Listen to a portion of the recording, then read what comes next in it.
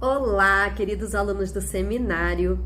Hoje nós vamos abordar terceiro NEF 24 e 25 e vamos falar de dois assuntos muito importantes: dízimo e história da família.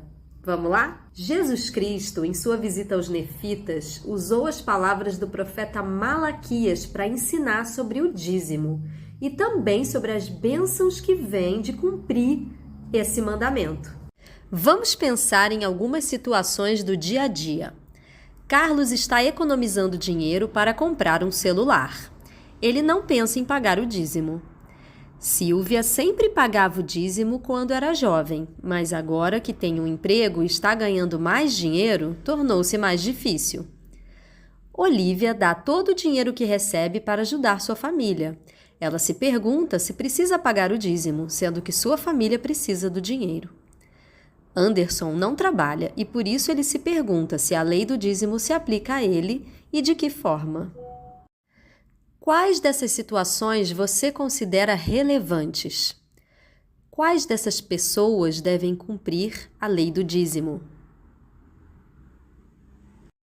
Ao assistir essa aula, eu gostaria que você buscasse a inspiração do Espírito Santo para poder compreender a importância de cumprir essa lei na sua vida, não importa as circunstâncias. Enquanto ensinava os nefitas, Jesus Cristo ordenou-os que pudessem escrever as palavras do profeta Malaquias, que tinha profetizado 400 anos antes. Uma das formas que o profeta Malaquias advertiu o seu povo para que pudessem se preparar para a vinda de Jesus Cristo é através do pagamento honesto do seu dízimo. Vamos ler terceiro NEF 24, do 8 ao 12, e vamos ver o que aprendemos sobre o dízimo nessa passagem.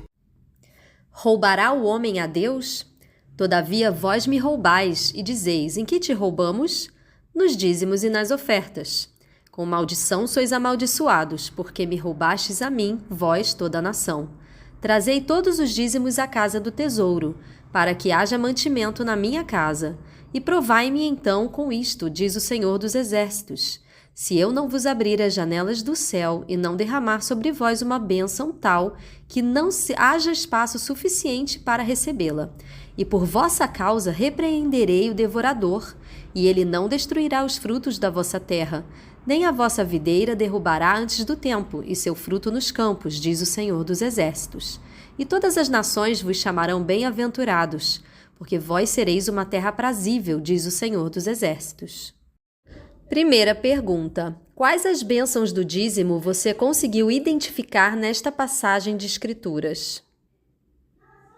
Na época de Malaquias e dos nefitas, os santos muito provavelmente pagavam seu dízimo com comida e bens. Atualmente, os membros da igreja doam 1/10 da sua renda como dízimo. Esses fundos são utilizados para edificar as capelas e a igreja e levar adiante a obra do Senhor no mundo todo. Elder Bednar nos ensina o seguinte: o pagamento honesto do dízimo é bem mais do que um dever. É um passo importante no processo de santificação pessoal. Para aqueles de vocês que pagam o dízimo, eu os elogio. Para aqueles que atualmente não obedecem à lei do dízimo, convido-os a repensar seu modo de vida e a se arrepender. Testifico que, por meio de sua obediência a essa lei do Senhor, as janelas dos céus serão abertas para vocês. O Elder Bednar também enfatizou o seguinte sobre as bênçãos da lei do dízimo dada pelo Senhor. Com frequência, ao ensinar e testificar sobre a lei do dízimo, enfatizamos as bênçãos temporais, imediatas, dramáticas e facilmente reconhecíveis que recebemos. E, sem dúvida, essas bênçãos acontecem. Mas algumas das diversas bênçãos que recebemos, quando somos obedientes a esse mandamento, são significativas, porém sutis. Essas bênçãos podem ser discernidas somente se estivermos espiritualmente atentos e formos observadores. Por exemplo, uma bênção sutil, porém significativa que recebemos é o dom espiritual da gratidão, que nos permite valorizar o que temos de modo a restringir o desejo daquilo que queremos. Se você tiver mais dúvidas sobre o dízimo, converse com seu bispo. Ele tem as chaves para te ajudar a compreender melhor sobre esse assunto e também para te orientar em como e quanto pagar em cada situação específica. Cumprir a lei do dízimo também é uma forma de nos preparar para a segunda vinda do Salvador. Outra forma de nos preparar para a segunda vinda é através do trabalho de história da família feito nos templos. Você já explicou para alguém que não é membro da igreja o que nós fazemos nos templos? Ou por que fazemos o trabalho de história da família? Enquanto ensinava os nefitas, Jesus Cristo falou novamente sobre o profeta Malaquias e sobre o que ele profetizou sobre a vinda de um profeta chamado Elias. Um profeta que tinha o poder selador, que é o poder de selar ordenanças nos céus que foram feitas na terra. Esse poder tem um importante papel no trabalho do templo e de história da família. Você consegue preencher essa árvore genealógica com os nomes dos seus pais, avós maternos e paternos e bisavós? Vou dar um minutinho para você tentar preencher em seu caderno de estudos. Pause o vídeo se precisar de mais tempo.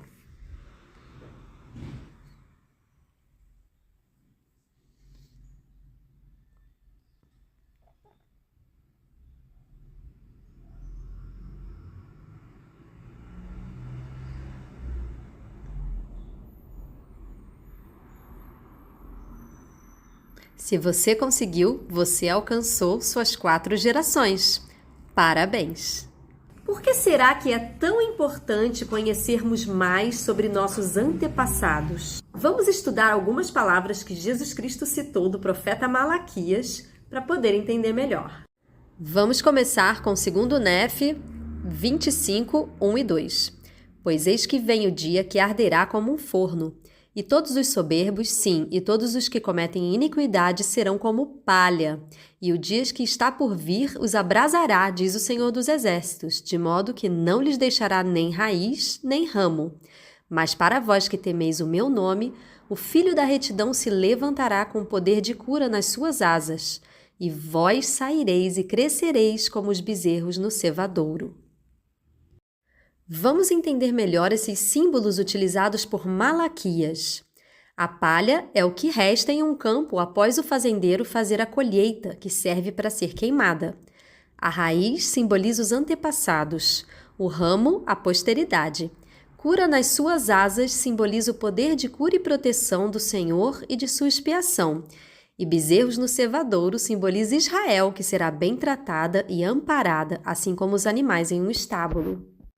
Ao retornar para a Escritura que nós estávamos antes, o que aprendemos é que na segunda vinda do Salvador, os iníquos vivenciarão destruição e serão afastados dos seus antepassados e da sua posteridade. Vamos continuar o nosso estudo nos versículos 5 e 6. Eis que eu vos enviarei Elias, o profeta, antes que venha o grande e terrível dia do Senhor. E ele voltará o coração dos pais aos filhos e o coração dos filhos a seus pais, para que eu não venha e fira a terra com maldição. Ou seja, para ajudar as famílias antes da segunda vinda do Salvador, o Senhor enviaria o profeta Elias. Para quê? Para restaurar o poder selador e não deixar que as famílias se percam. O poder selador torna as ordenanças feitas aqui na terra válidas nos céus. Essa profecia se cumpriu em 1836, quando o profeta Elias veio ao templo de Kirtland e conferiu a Joseph Smith as chaves do poder selador. Devido à restauração dessas chaves, podemos realizar o trabalho no templo por nós e por nossos antepassados falecidos. E vamos à nossa segunda pergunta.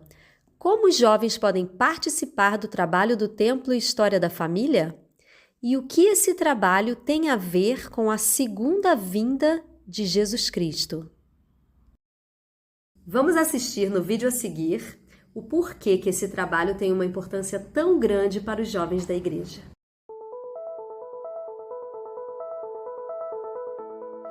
We invite all of God's children on both sides of the veil to come unto their Savior, receive the blessings of the Holy Temple, have enduring joy, and qualify for eternal life.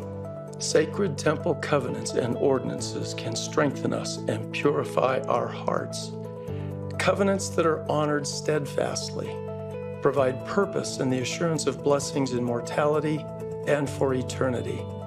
Ordinances that are received worthily open the heavenly channels through which the power of godliness can flow into our lives. This latter-day work will destroy the powers of darkness and bring about the salvation of the human family. My dear brothers and sisters, construction of these temples may not change your life, but your time in the temple surely will. In that spirit, I bless you to identify those things you can set aside so you can spend more time in the temple. I bless you with greater harmony and love in your homes, and a deeper desire to care for your eternal family relationships. I bless you with increased faith in the Lord Jesus Christ, and a greater ability to follow him as his true disciples. Family history offers a healing influence and an assurance that each person is precious in the eyes of our Heavenly Father. We learn better who we are, where we come from, and are blessed with a clearer vision of where we are going. When individuals and families search out their ancestors' inspiring actions and words, they will receive strength and direction for their own lives. As we do the work of salvation on the other side of the veil through temple and family history work, we will be blessed in that participation. I would add a promise, brothers and sisters, to you that as you participate in this divine work, that it will come back to you, that it will fortify your home, that it will become a defense and a refuge for you.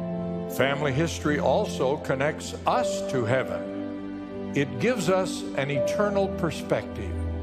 As President Russell M. Nelson has said, while temple and family history work has the power to bless those beyond the veil, it has an equal power to bless the living. It has a refining influence on those who are engaged in it. I promise that lovingly performing ordinances for ancestors will strengthen and protect our youth and families in a world that is becoming increasingly evil. Please remember that you are never and will never be alone. And I would add that these ministering angels know who you are. They care for you. They love you. They will become a vital part of the fortification of your home. We expect you to seek inspiration and revelation. And as you do that in your youth, in a world that is increasingly wicked and ever more chaotic, we promise you will be safeguarded, you will be guided, you will be protected. I promise that as you increase your time in temple and family history work, you will increase and improve your ability to hear him.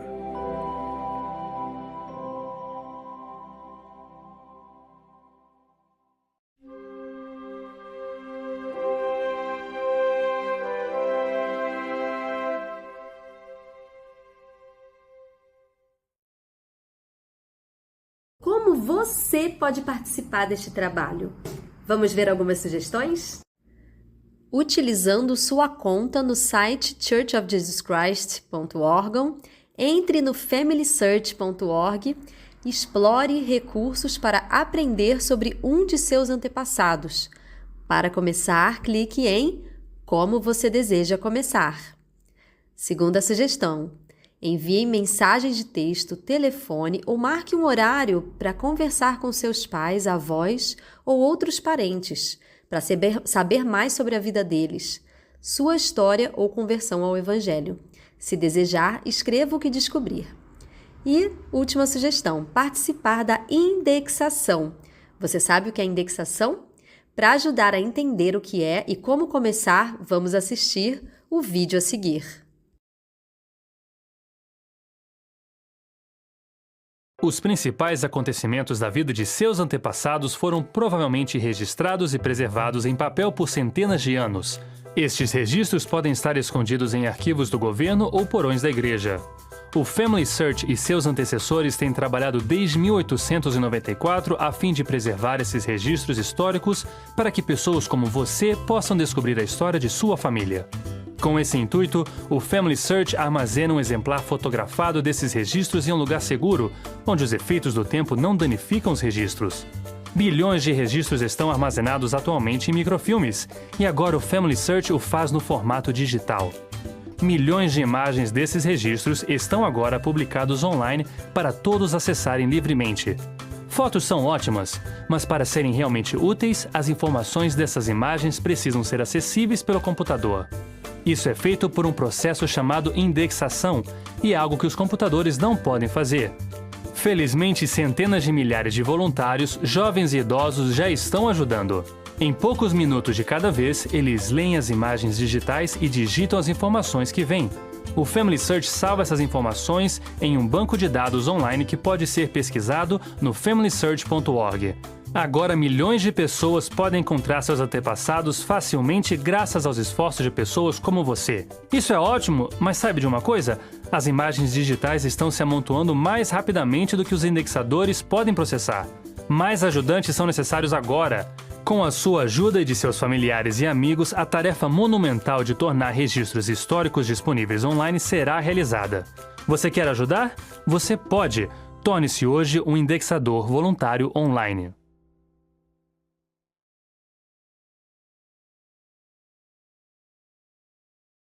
Ao pensar em como você pode participar deste trabalho, você também pode buscar inspiração do Senhor. O trabalho de História da Família no Templo certamente vai te trazer imensas bênçãos.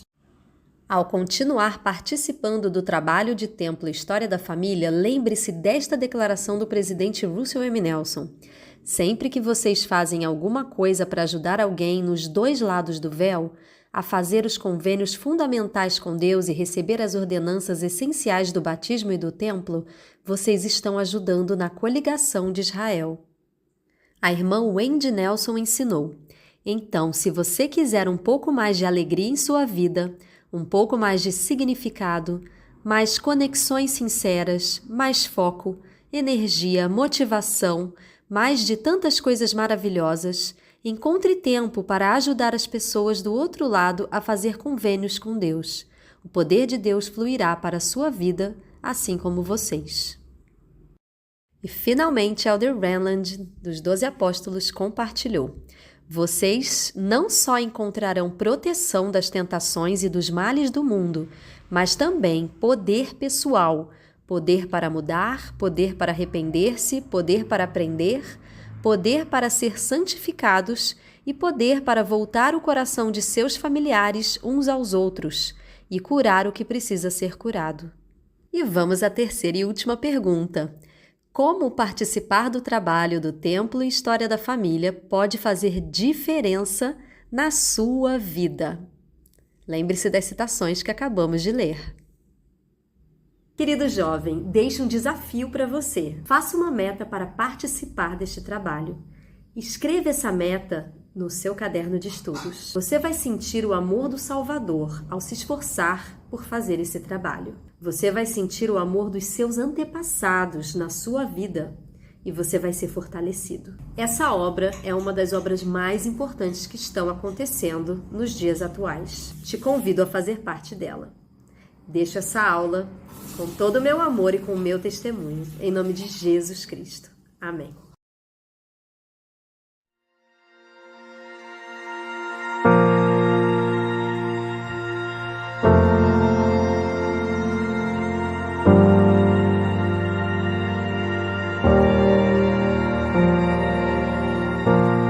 Chegou a nossa vez, há muito o que fazer. A escolha está em nossas mãos, de firmes prosseguir, nosso dever cumprir. Com mente, força e coração, em Cristo vamos confiar. Em seu exército marchar, a grande obra está acontecendo e o estandarte vamos erguer. Não há distância que nos impeça de encher a terra com seu poder. Vamos avante, avante, vamos avante.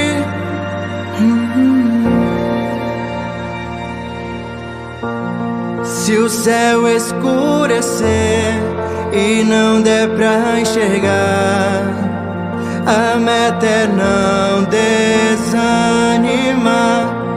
Nós vamos descobrir que Ele está aqui pra nos abençoar. A grande obra está acontecendo e o estandarte vamos erguer. Não há distância que nos impeça de encher a terra com seu poder.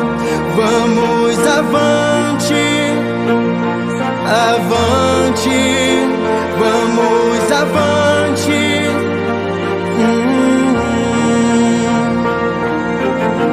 Vem junto fazer parte, vamos nos levantar. Somos guerreiros a lutar. A grande obra está acontecendo e o estandarte vamos erguer. Não há distância que nos impeça de encher a terra com seu poder. Vamos avante, avante, vamos avante, vamos avante.